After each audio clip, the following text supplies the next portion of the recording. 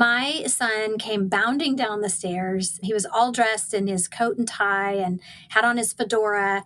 He was going to sing On the Street Where You Live from My Fair Lady. So he did a warm up. He started warming up his voice, and then he sang the bars that he needed to sing for that. And I'm just doing the dishes, and, I'm not videoing anything. I'm not taking any pictures. I'm just listening to his sweet voice. And then he said, Mom, they probably will let me sing another song. He said, I'd like to sing it for you. He said, because I know you don't know what it is. He said, I don't think you know what it is. I said, I don't know what it is. So I remember sitting there, and I had dishes in my hand at the time, and he started to sing, You're Gonna Miss Me When I'm Gone. And I remember having tears, and I remember getting choked up. And very shortly after, he was finished, and I hugged him, and I was like, okay, you're going to do fantastic. This is going to be great. And he went to go sit down at the computer. My dad knocked on the door and comes in. So we have this interaction with my dad. And then Reet said, it's time for you to go, Mom. You're going to be late to the lacrosse game. So as I was leaving, I picked up my purse and I walked past him, and I paused and I stepped back and I leaned in and I kissed him on the cheek. And I said, I love you. Good luck. And he said, I love you too, Mom. And those were the last words I heard him say. Today's guest is Mindy Corporon. Mindy's a loving mother, a devoted daughter, a serial entrepreneur, and she's an author.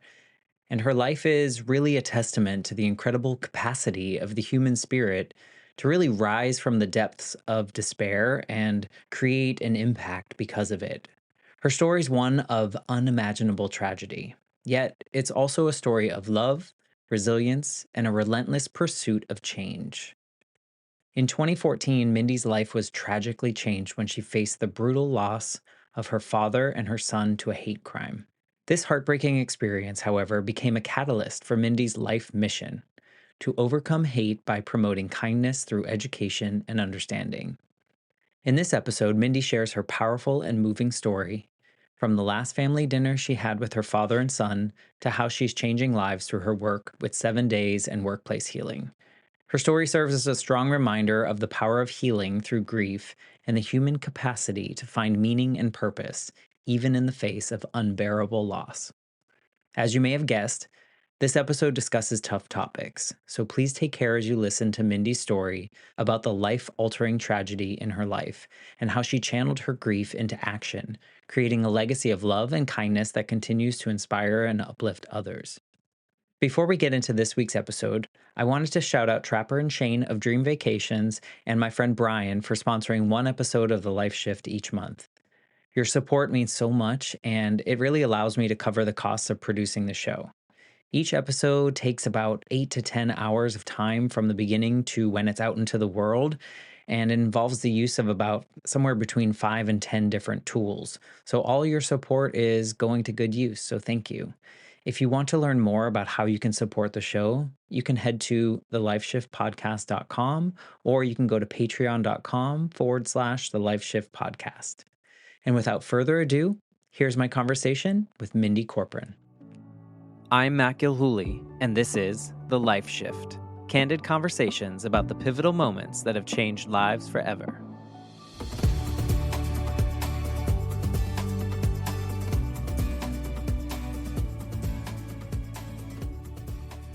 Hello, my friends. Welcome to the Life Shift podcast. I am here with Mindy. Hello, Mindy.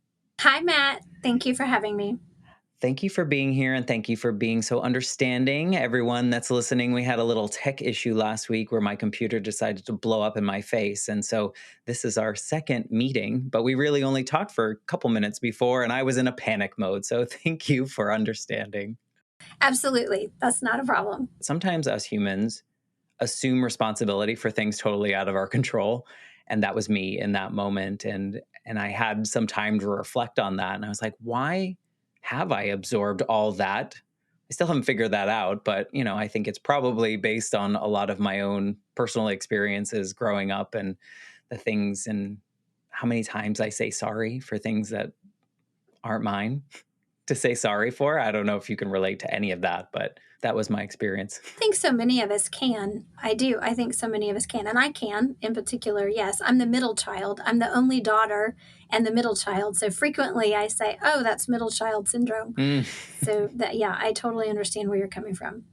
Yeah, I think it's a people pleasing thing for me. I think it was always, when my mom died, I felt the responsibility to make sure everyone thought that I was okay. I wasn't ruffling any feathers. I wasn't like making any bad marks. It was always like, I'm okay. I'm going to survive. Don't leave me too, everyone, and that was a much a people pleaser thing. And I think it's just followed me up until 42. So yeah, it's probably common though.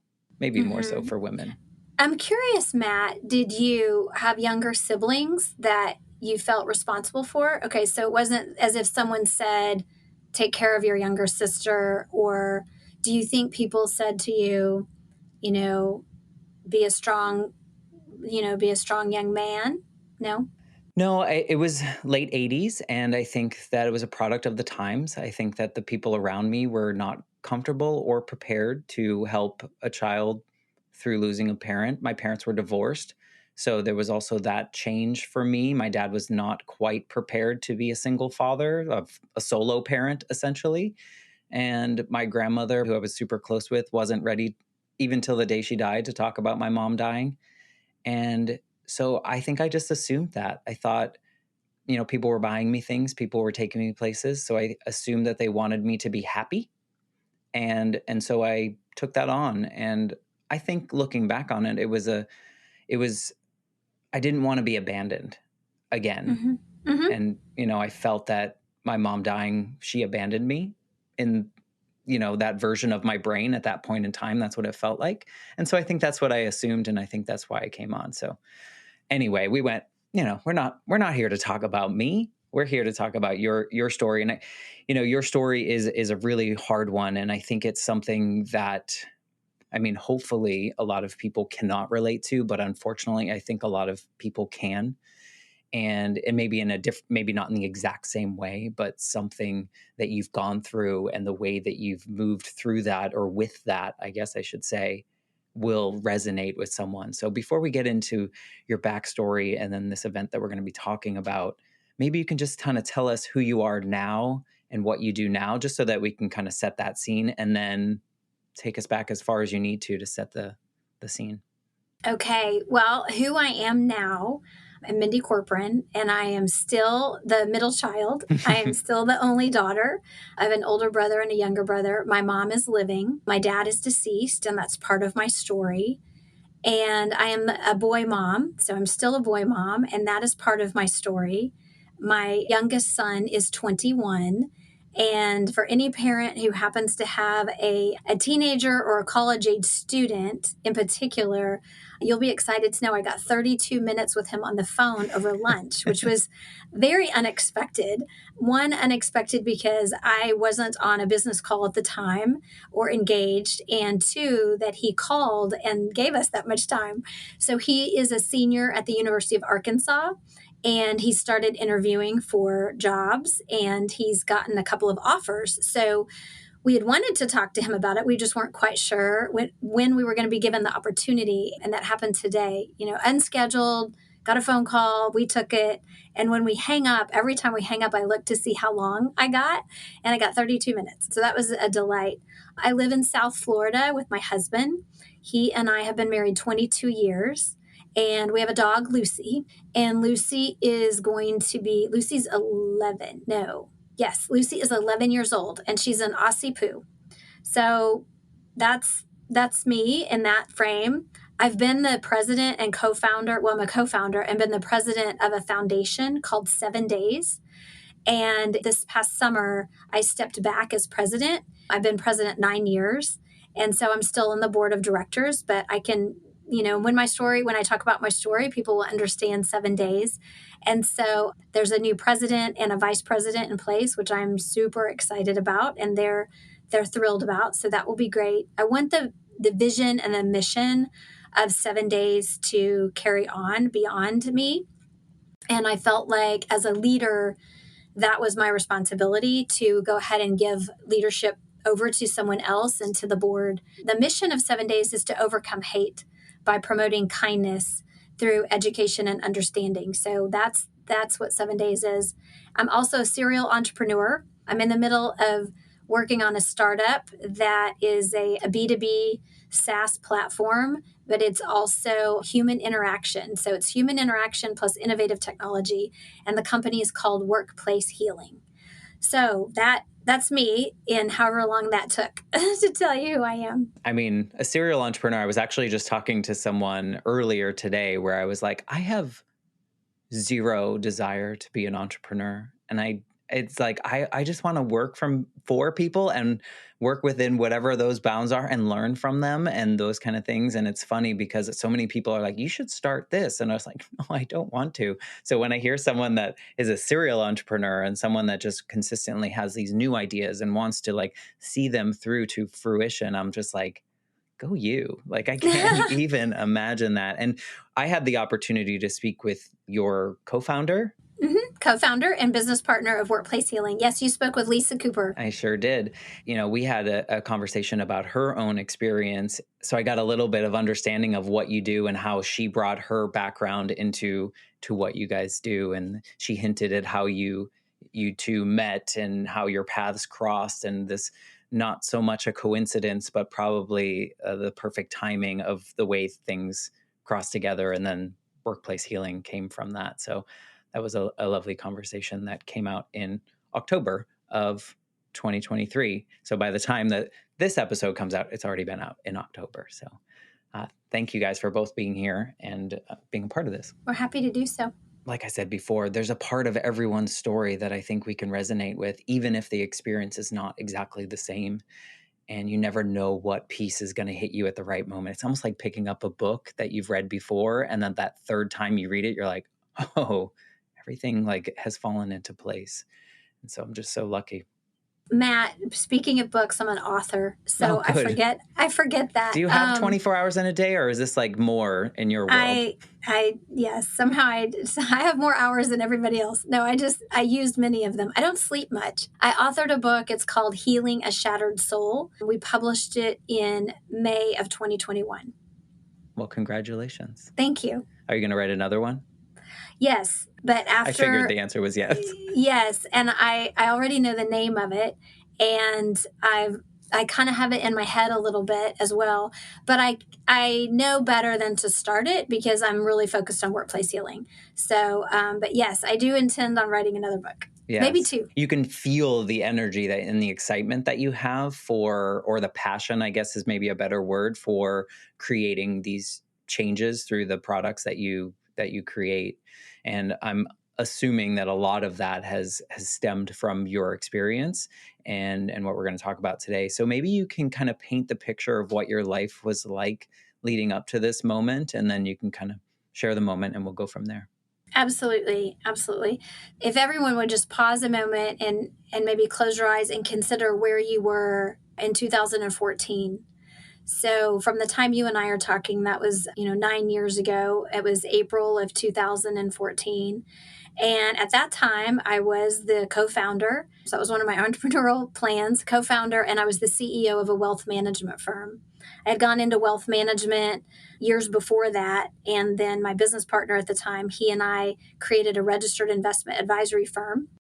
And we had 13 people employed, and I was the CEO of that company. So I was, in the middle of a career and very much enjoying it, really enjoying taking care of our clients and employees and empowering our employees to, know more than I did and have better certifications than I had. And I love that. I really loved working there, and I loved our clients. So I was married to the man I'm married to now. So we've been married 22 years, as I said. So I was married to Len Lowson, and I had 2 boys. And my boys are Reet, R-E-A-T, Underwood was his name, and he was my oldest. And then Lucas, who I mentioned, was 12 at the time. He's now 21. So it was April. I'll give you the day before because when I speak about what happened, I do like to frame the picture of who we were at that time. And so on April 12th, we were a family of 4. And we were sitting around the kitchen table. It was a big round kind of butcher block table with my parents, my mom and my dad. Len and I had been on an anniversary trip. And so we'd been out of the country about 4 nights, about the week ahead of that. And I mentioned that because this was a catch up dinner. So, this dinner, we had my mom and dad over and we were catching up on what we had missed. And my parents were explaining and the boys were explaining everything that they did while we'd been gone. So, this was a really important family dinner. It could have been just a normal, dinner on a Saturday night, but it was pretty meaningful. And I think it was even more meaningful because it was the last family dinner that we were able to have in that manner. My son Reet, who was 14 at the time, was a performer. He was a singer and dancer. He was taking dance classes and had been taking voice lessons for several years. And he was a performer. He became a performer at the age of 2. As soon as he could start talking, he started performing Eric Carle books, and he could just recite them verbatim. Where we were sitting right now, in April 12th of 2014, it was the day ahead of a tryout. So he had already made 2 tryouts, 2 auditions, and been accepted. So he'd been accepted into something called Starlight Stars, which is in Kansas City. We lived in Kansas City at the time, in Overland Park, Kansas, to be specific. And he had already been admitted to Starlight Stars. He was one of 24, and they were singers and dancers, and they were going to perform all year long. In May was going to be their first practice, and they were going to learn a routine and a whole routine they put together with 12 and 12, and then they would perform throughout the Kansas City area at a variety of locations. So it was a great opportunity for him. He had tried out for Tom Sawyer at another theater, a local theater, and he had made the cast. So again, we had just received notifications within the last 5 days that he was going to be in Tom Sawyer, which was going to be a summer program, and he was going to be in Starlight Stars, which was going to last 12 months. I mean, his future was just bright. He loved debate. He was in debate in school and was really excelling in debate as well. Super smart, great young man. And he was working on his Eagle Scout. So he was a Life Scout at the time and working on his Eagle project during this April. So this is April 12th, and we have a dinner. And during the dinner, we come to the conclusion that I can't take him to the tryout that is tomorrow. So he has one more tryout, and it's for KC Superstar. It's a little bit like an American Idol. It's a fundraiser. It's held by the Jewish Community Center, and it's a fundraiser for them. It'd been going on for years. So Reet had a tryout for them, an audition the next day, which also happened to be Palm Sunday. And I mentioned Palm Sunday because I'm of Christian faith, and our family was talking about, well, tomorrow's Palm Sunday, and Reet has an audition, and Lucas, our younger son, has a lacrosse game. And of course, Matt, they were at exactly the same time. Naturally, right? yeah. They're exactly the same time. So you have to divide and conquer in your family. And so I was going to take Reet to his audition, but I had missed several lacrosse games of Lucas's, and Lucas wanted me at his lacrosse game. And Reet said to me, Mom, I think you need to go to Lucas's lacrosse game. He said, I think that's fine. Go to Lucas's lacrosse game. Yay, who's my mom, who's his grandma, would take him to the competition. Well, then Matt, Yay couldn't take him. So my mom had plans and she couldn't take him. And so my dad drove Reet to the audition. And then now we're on April 13th. It's the morning of, it's Palm Sunday. We're doing normal things, getting ready in the house. But Lucas and Lynn, my husband, leave for his lacrosse game. And I'm waiting on my dad to arrive to pick Reet up and take him to his audition. And I think it's really poignant to explain what happened in the kitchen before my dad arrived. My son came bounding down the stairs. He was all dressed in his coat and tie and had on his fedora. He was going to sing On the Street Where You Live from My Fair Lady. So he did a warm up. He started warming up his voice, and then he sang the bars that he needed to sing for that. And I'm just doing the dishes, and, I'm not videoing anything. I'm not taking any pictures. I'm just listening to his sweet voice. And then he said, Mom, they probably will let me sing another song. He said, I'd like to sing it for you. He said, because I know you don't know what it is. He said, I don't think you know what it is. I said, I don't know what it is. So I remember sitting there, and I had dishes in my hand at the time, and he started to sing, You're Gonna Miss Me When I'm Gone. And he sang the bars, the melody to You're Gonna Miss Me When I'm Gone. And I remember having tears and I remember getting choked up. And very shortly after, he was finished and I hugged him and I was like, okay, you're going to do fantastic. This is going to be great. And he went to go sit down at the computer. My dad knocked on the door and comes in. So we have this interaction with my dad. And then Reet said, it's time for you to go, Mom. You're going to be late to the lacrosse game. So as I was leaving, I picked up my purse and I walked past him and I paused and I stepped back and I leaned in and I kissed him on the cheek.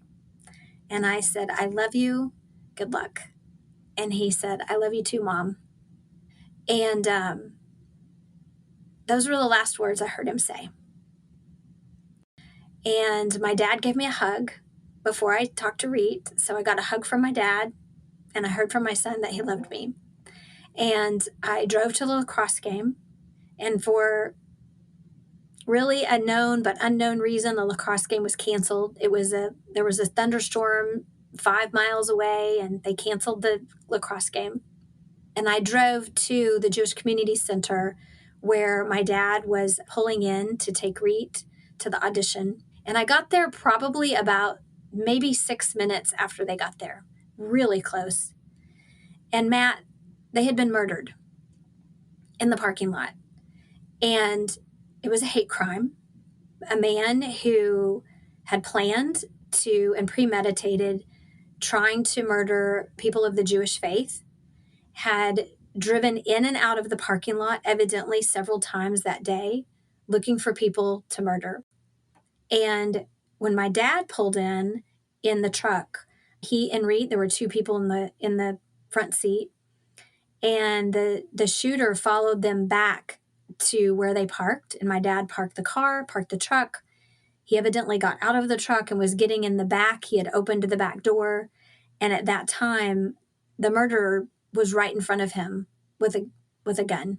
And he murdered my dad on contact.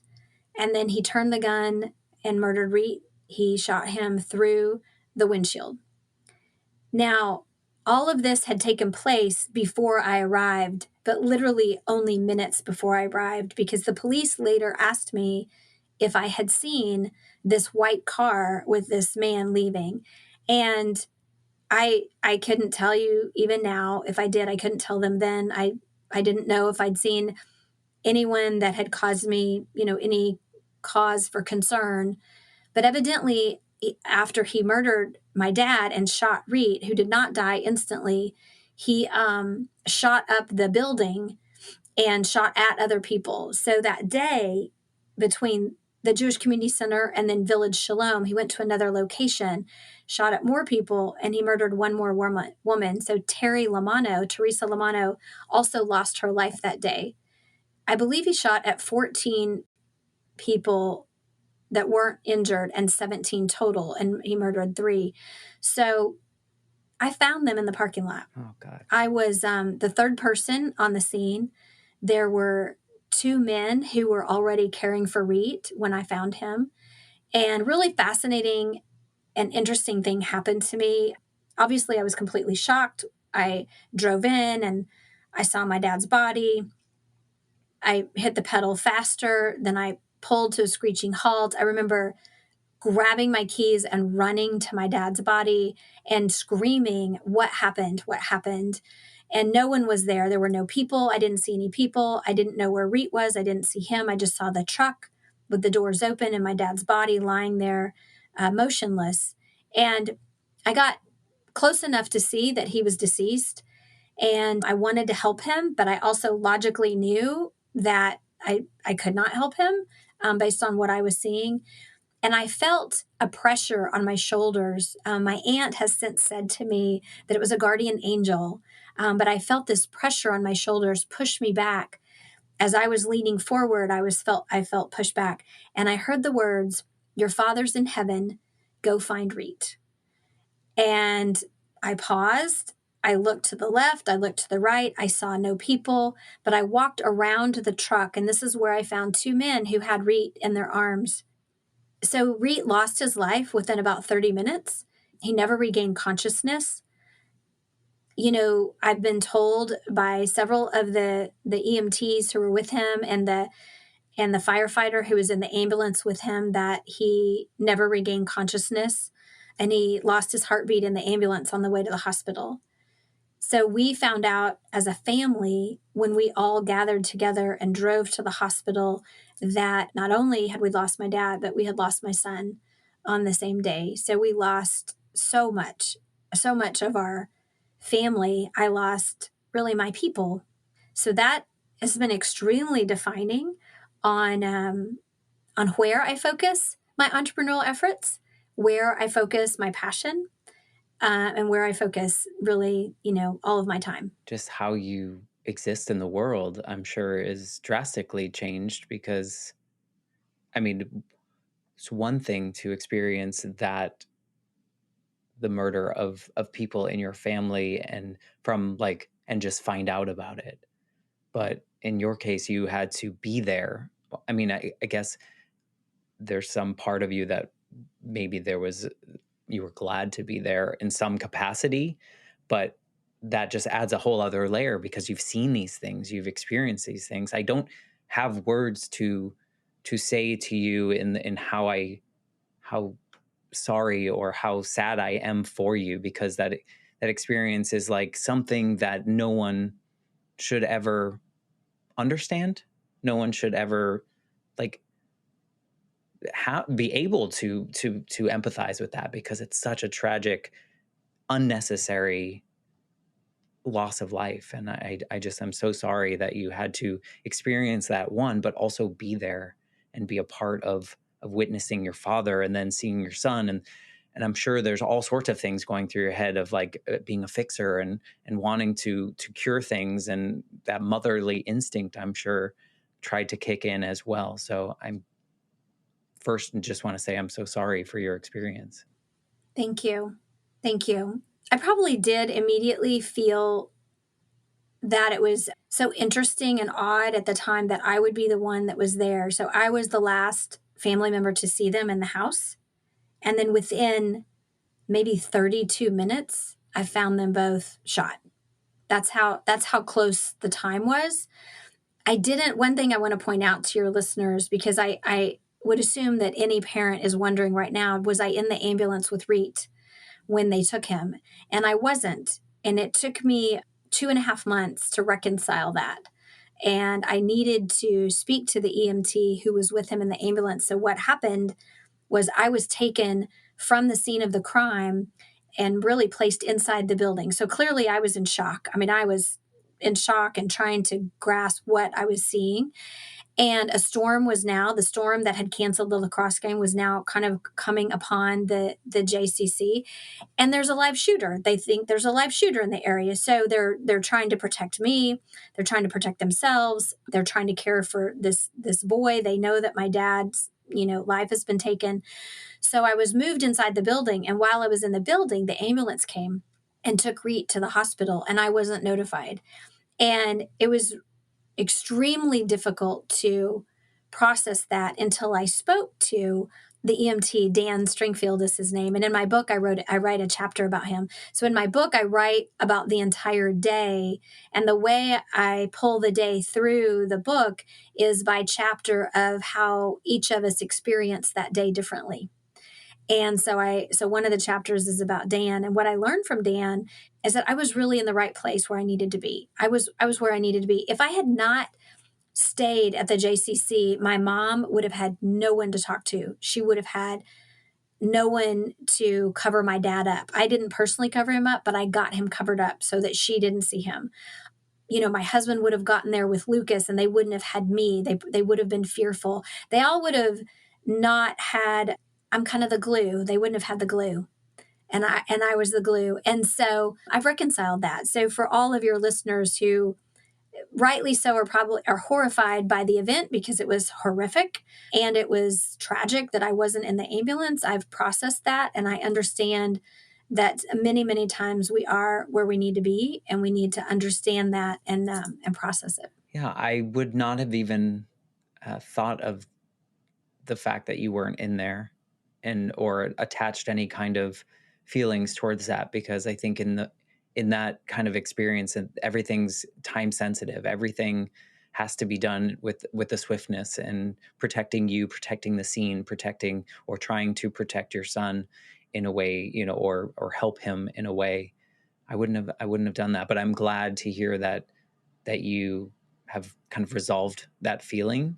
Hmm. You mentioned when you were with your father, you felt like that pressure and you heard some words said to you. Was this something new to you? Or I know you said you're of the Christian faith, and is this something like where you've always kind of heard things like that or felt things, or was this just like totally unique and kind of Hmm. telling of that moment?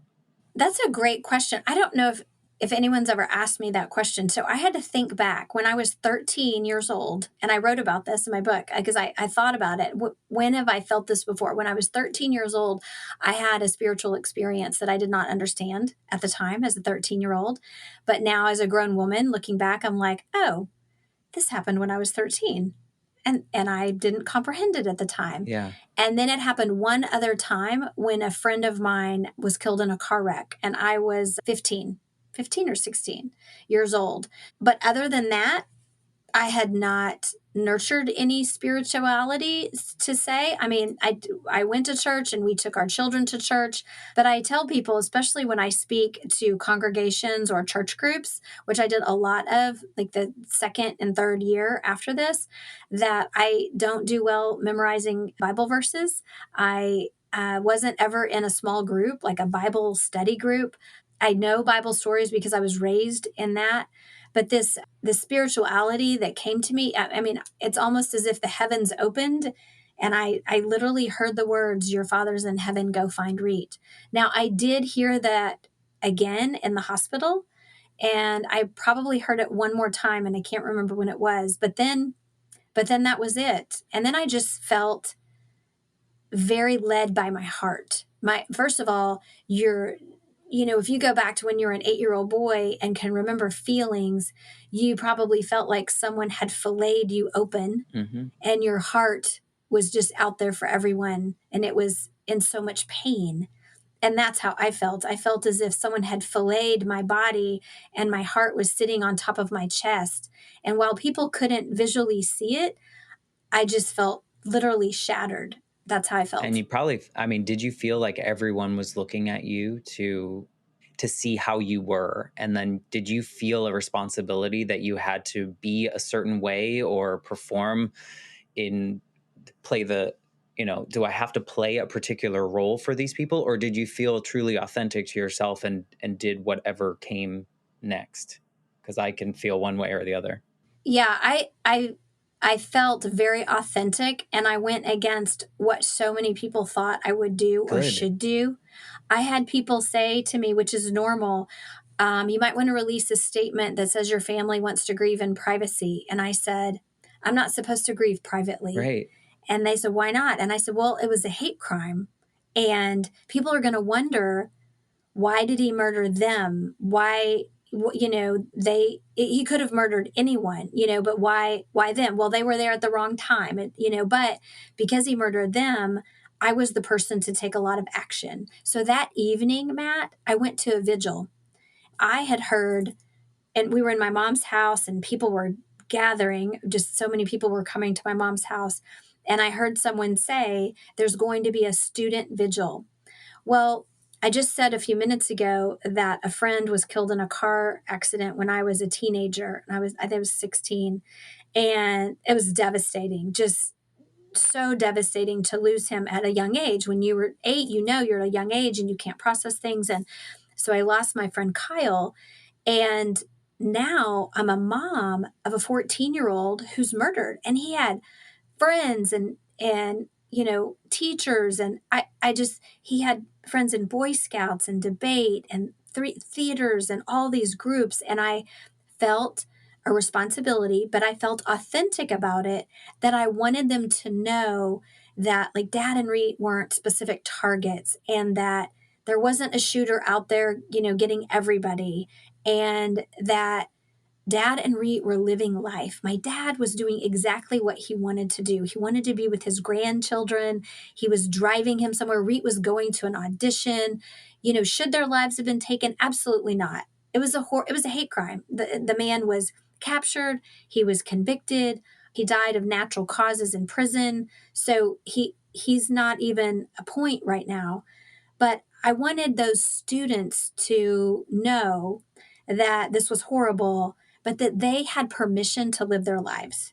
Because I think I was really derailed at 16 when Kyle died, and I struggled to live my life. I struggled to have joy because Kyle couldn't have joy. And I didn't want Reach friends to struggle the way I did. So I did speak out. Like a guilt? Like that you're having a good time and Kyle was not? Yes, I would. Yes, I had that trouble when I was 16. I had significant trouble believing in God. So I averted myself from Christianity and youth group and really didn't believe, and I didn't understand how this could happen. And so that was part of a faith process for me. I don't believe that God is a puppet. Right. So I can say I probably should define who I am as a Christian. I don't believe that God is a puppet. I do have faith in energy. I have faith that there are higher beings. I have faith that Dad and Reet are in a very safe place. And I get messages from them. So I get yellow butterflies and I get songs and people say things to me, and certain food will show up at the right time, or a sign will show up. So I believe in all of that. And I believe in Jesus. But I don't believe that God plans everything. I don't believe that, again, that God's this puppeteer and that he knows everything that's going to happen no matter what we do, because we have free will. And this man, this shooter, had free will and he used it.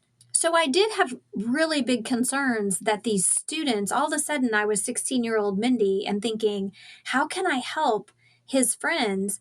And so I went to this vigil and it was extremely public. I had no idea. And I have to tell you, Matt, because I was there in the parking lot and at the center, I had no idea that this was international news. I didn't understand how big it was. To me, it was this. It was so small in my family, and I couldn't believe that it had exploded all over us. But it was international news, and so I went to the vigil, and I was sitting. I laugh about it now. I was sitting at the vigil, and people were talking, and I was feeling nothing. I was like, they are not scratching the surface. These people do not know what to say. They're trying, but they don't know what to say.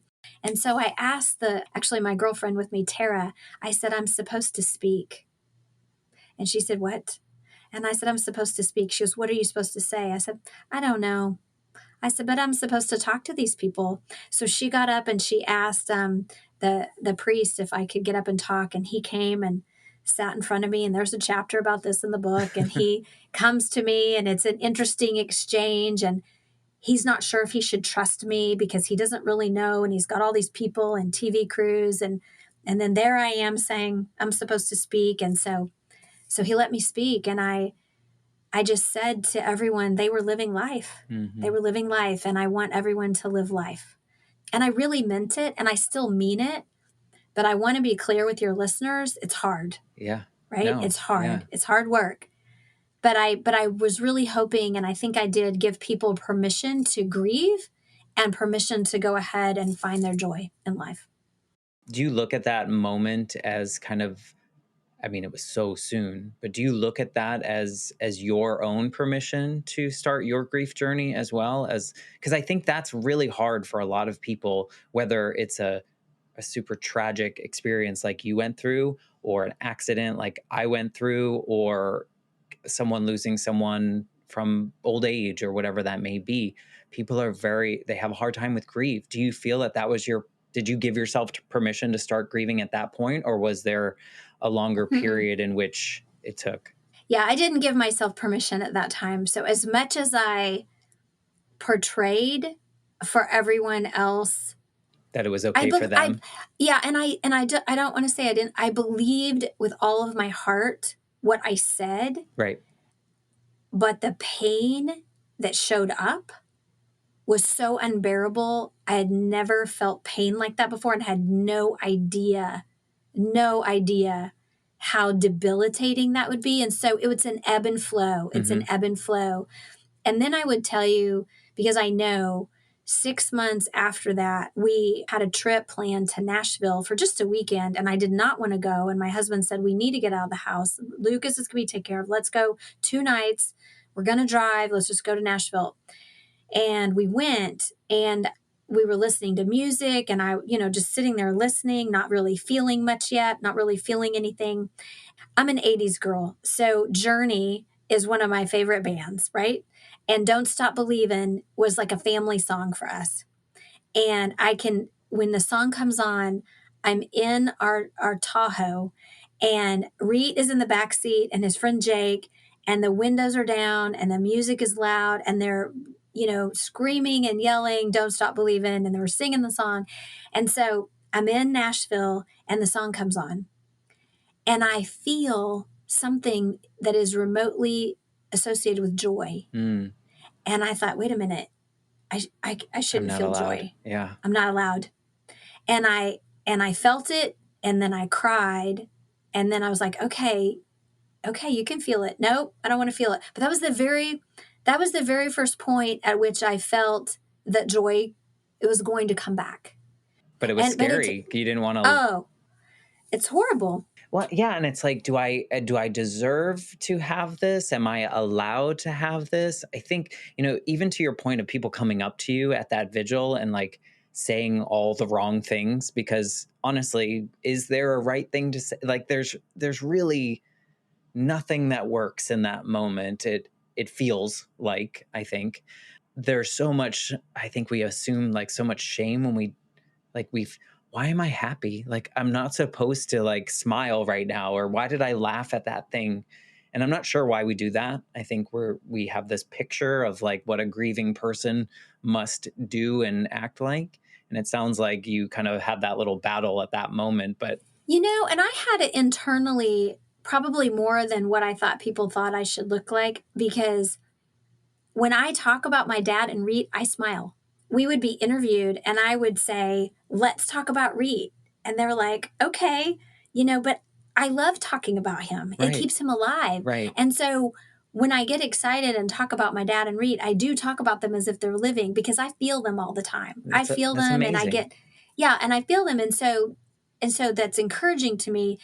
But right when I felt that joy, I think it was definitely, life is not fair. And my dad can't feel joy, and Reet can't feel joy. So I should not feel joy. And it was an ebb and flow of, okay, Mindy, what would you say to someone else who said that to you? Right. And I would say to Matt, I would say to you, Matt, your mom would want you to find joy, right? Your mom would want you to find joy. And someone would say to me, Mindy, your dad and Reet would want you to find joy. So I'm trying to tell myself that, and my heart is just bursting. And I'm like, do I want to listen to the song? Do I want to be happy? And it's this back and forth. But I found it, and I can hold happy and sad at the same time. And I As we know should that. be able to.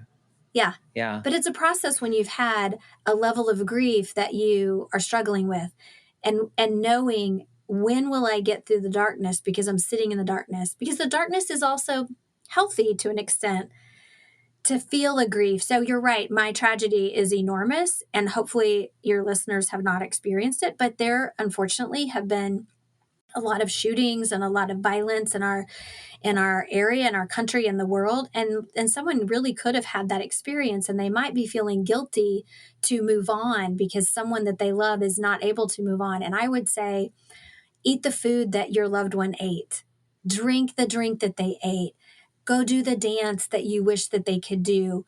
Find things that are joyful to you, because it will help you still remember them. You can remember them. And I do that. I eat more strawberry rhubarb pie than I should, and I drink more sweet tea than I should. And my dad loves sauerkraut and brats, and I love, it's October. I love in the fall to be able to eat, sauerkraut and brats. So you can see that those things bring me joy, and I have learned over the years that that's important, and that helps me be healthy, and I try to portray that to others, and give them the idea that hope is available.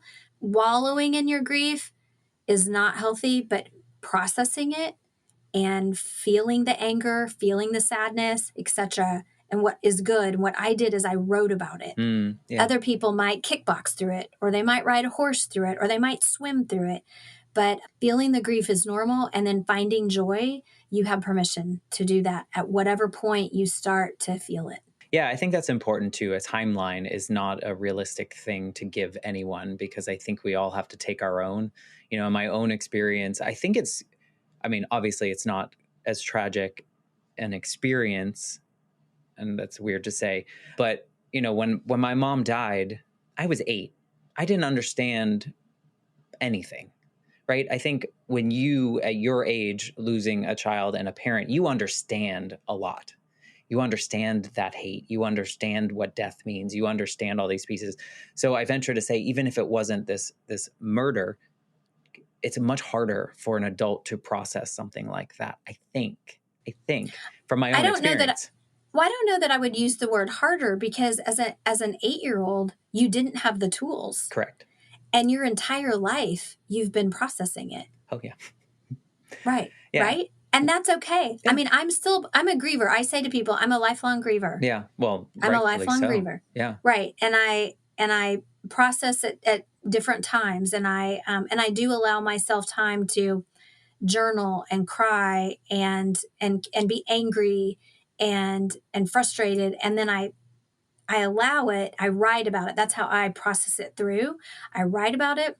And sometimes I'll burn it. Sometimes I'll write it and then I'll burn a piece of Yeah. paper, That's or great. I'll, go for a really massive walk or exercise, but I'll process it. And then I'll say, okay, what am I going to do about it? What can I do? And that's what fuels me to open 7 Days, the foundation. That's what fueled me to write a book about healing. That's what fueled me to create Workplace Healing, because I channel that anger. I know I have it. And I think to myself, what would Dad and Reet want me to do with this? And that's what I've done. I've worked to channel it, which is what you're doing with the podcast. It took me a long time. And you know what?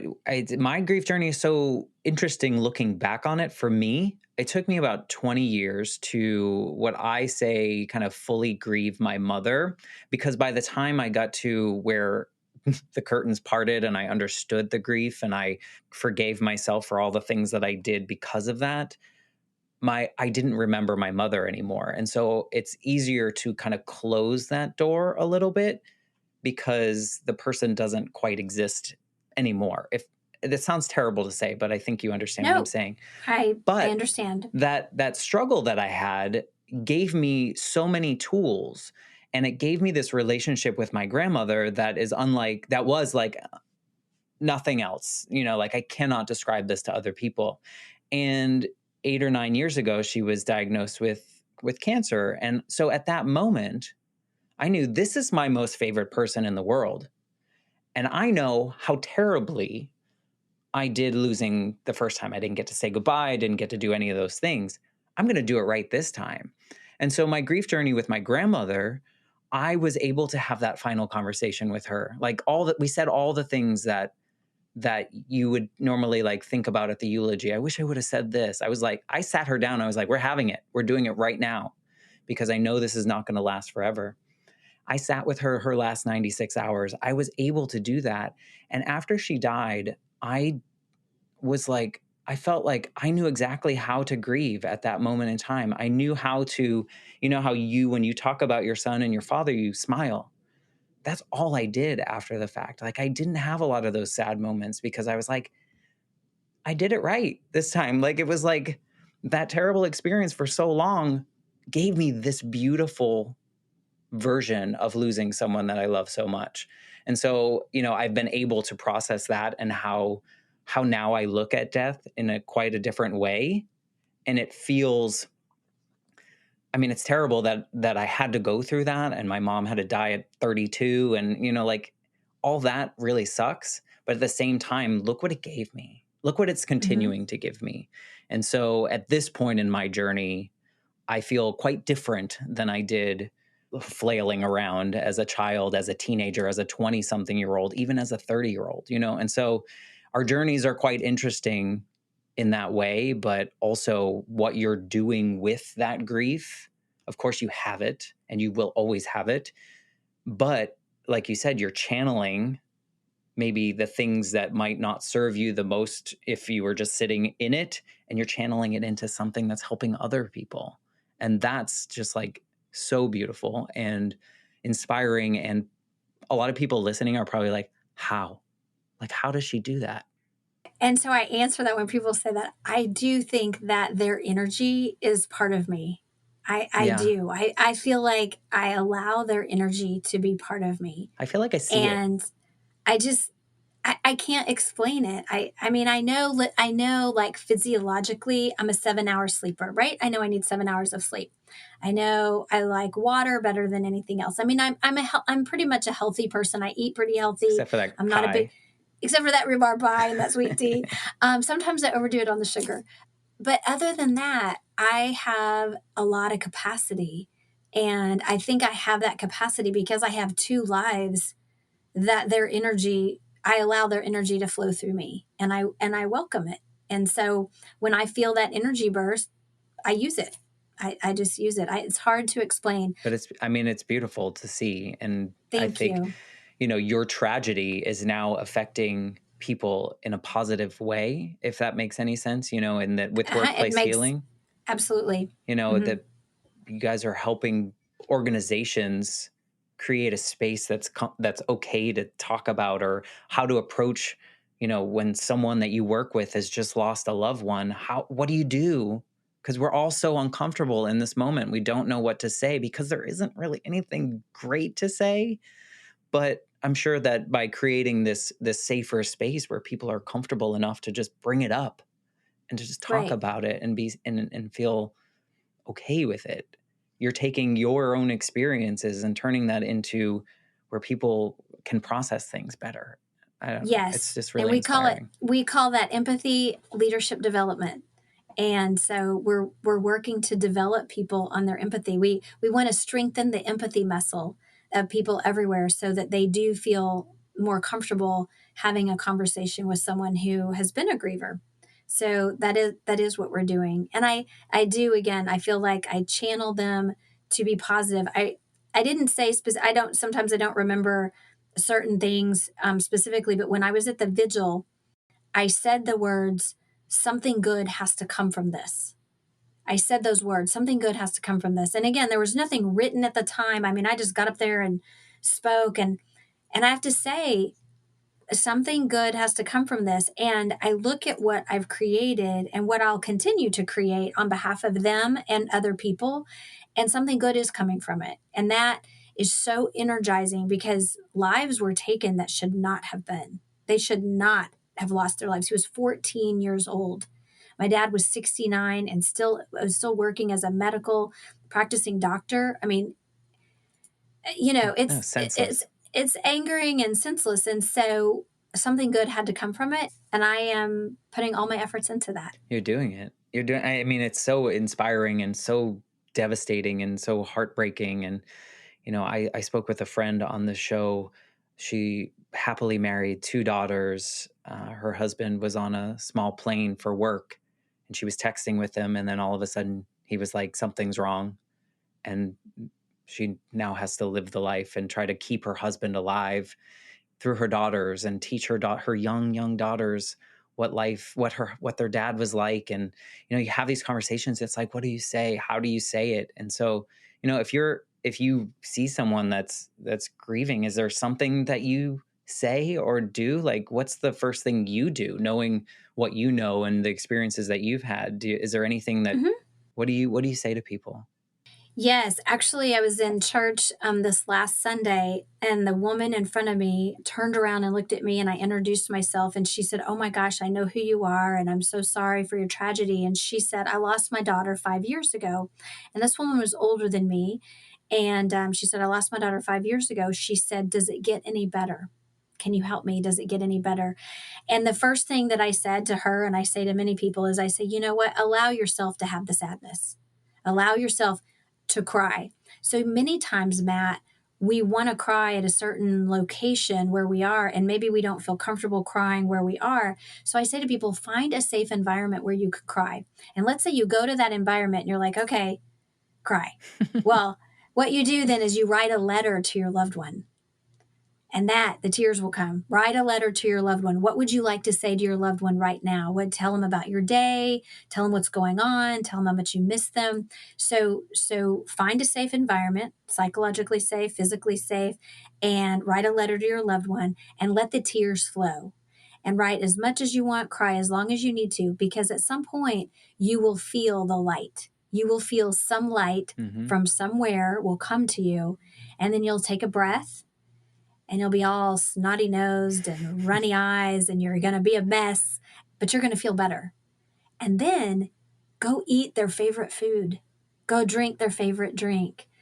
Go look at the sunrise or the sunset and think of them. And then think to yourself, okay, what are my next steps? And they'll come to you. Those next steps will come to you. And it may be do the best you can do in school today. Do the best you can do at your job today. Be the best parent you can be to your child who just lost the other parent. But definitely allow yourself the opportunity to get that sadness, pour it out of your heart, because I think stuffing it down makes us sick. And so I'm definitely a proponent of get it out however you can. If it's kickboxing, again, if it's running, if it's journaling, but definitely cry. And she said, I cry a lot. I said, you're going to cry more, and that's okay. She said, okay. So off she went. And people ask me because of, I guess my own experiences, and I say something very similar. I say, allow yourself to feel however you're feeling at that moment in time. If you're mad, be mad. Like that's okay. If you happen to watch something on television and you laugh and then you feel bad about it, it's okay. You're allowed, all the pieces of being a human are involve all those emotions. And I think sometimes you're right. People feel a certain way. They have to feel, or some people feel like they have to feel sad all the time. Like it's 100% crying. And for some, maybe that is, and maybe not. But don't feel bad about not doing that or feel bad about doing that. And I think it's important to understand that we're all going to go through grief, at least from what I've seen people around me, in a different timetable, in a different way, but it's all possible. It's possible if you trust yourself and really like lean into just your experiences as a human that, like we are still here. Those of us that are left behind are still here. And At least we so, think we are. well, yeah, I, maybe it's a good point. I've had lots of those thoughts. I think I'm here, Matt. I Yeah. think you're here. Yeah. Yeah. I've had lots of those thoughts and having I call it failing at grief for so long. I look back on it, I'm like, man, did that serve me? Maybe it did. Maybe the way that I was doing it and running from it served me in some way that at some point I will uncover and understand. But I love the idea of writing letters. I think that was my first foray into like breaking the shell of me. Like when I was about 16, I had to do an assignment for school and I chose to write about the moment, literally the life shift moment in my life. And funny how that came about later on. But, like that was the first, I took the next day off of school because I couldn't stop crying. And it was like the first time that I had experienced that. My dad was like, he didn't know what to do. But, like it is writing. Writing about, writing for, writing to. There's something really healing in that. Yes, and you touched on two things I want to expand on just a little bit. You talked about the feelings. I say feel the feels. Hmm. Feel the feels, right? So you said that feel the feelings, whatever it is. So feel the feels. Grief is exhausting.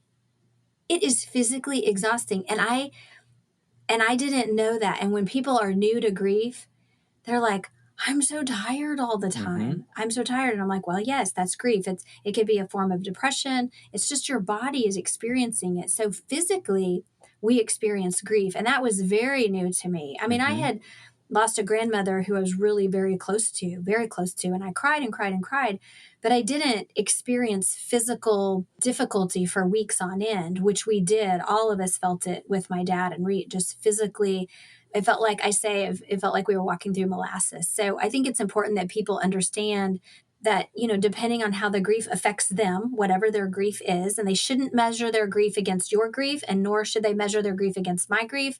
It's whatever grief they have. And they should, I think, feel their feels. And if it does affect them physically, then pay attention to it. And if it doesn't really affect them physically, then that's okay too. It's just how they process it. I think it's so important that people understand there's not a prescription. There's really not like, here's how you do it. It's going to be, there are probably some good best practices for people that have experienced it, but everyone kind of has to find that journey and trust themselves. I think trusting that they can go through it and that they can find that joy, hearing that song in Nashville, at the right time. Maybe you had heard it before and it just didn't come in, and at that moment it was like, oh, a little crack. I can see it. There's a little bit of light coming through. And I think it's important to just trust that journey. I like to kind of end these conversations with a question that is kind of impossible to answer. But I'm wondering Okay. if you could whisper in Mindy's ear that morning when you're cooking breakfast before everyone's heading out the door, before her life really was going to change, is there anything that you would want to let her know about what she was going to go through or how she was going to handle things? If I could have whispered to myself, I would have said, video his song, video his song. Can you see it and hear it still? Yes, in my head. But I would have said video his song. But that's the first thing that came to mind was, yeah, I would have said video his song. I would say it's going to be harder than anything you've ever done, anything than you've ever experienced. It's a pain that you do not realize that your body can feel. Yeah, it's a pain you can't describe.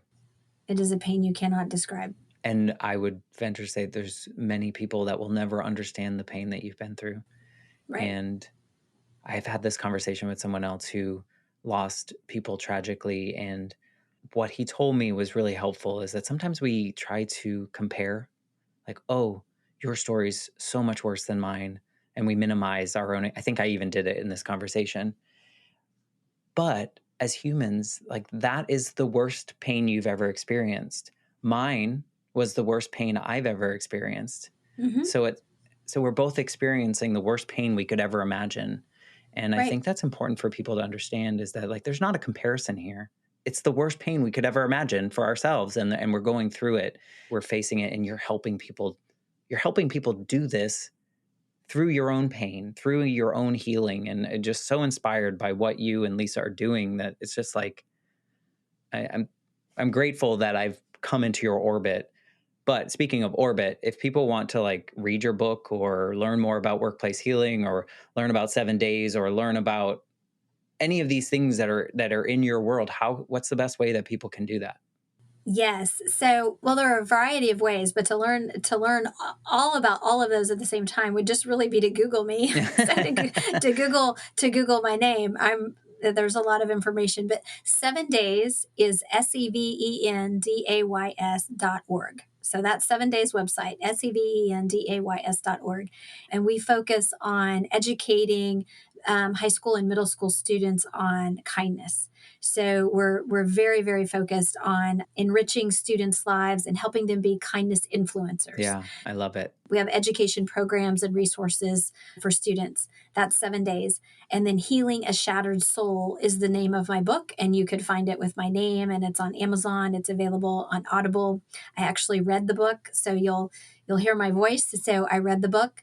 Buy it any way you want if you want to. That would be great. And then Workplace Healing is workplacehealing.com. It is just workplacehealing.com. And right now it's B2B. So it's business to business. It's not business to consumer. But that is, that's what we have going on right now. Our goal is to increase empathy in the humans who are leading so that those humans can be the life jacket. So it's like we throw the life jacket to the leader. In fact, we give the leader two. We give the leader a life jacket for themselves and a life jacket for their grieving employee. And so we help them along the way and then we give them these life jackets and we buoy them while they're in the chaos. Because we can't solve grief and we can't solve that sadness, but we can be the life jacket for people when they're in the middle of that stormy ocean. It's so wonderful what you are doing, and I thank you for being a part of the Life Shift podcast. This fulfilling journey that I never knew I needed, and I think, these listeners that I hear from behind the scenes are like, I needed to hear so and so's story today. So I know that we're going to hear from people about your story. So thank you for sharing it. You are welcome. Thank you for doing what you're doing, Matt. I really appreciate it. Blessings to you. Thank you so much. If you're listening right now and you find something that Mindy said important, or you want to share it with someone that might be going through an experience similar or in a grief journey, please share it with them, and hopefully they'll feel a little less alone. And with that, I will say goodbye, and I'll see you next week with a brand new episode of the Life Shift podcast. Thanks again, Mindy.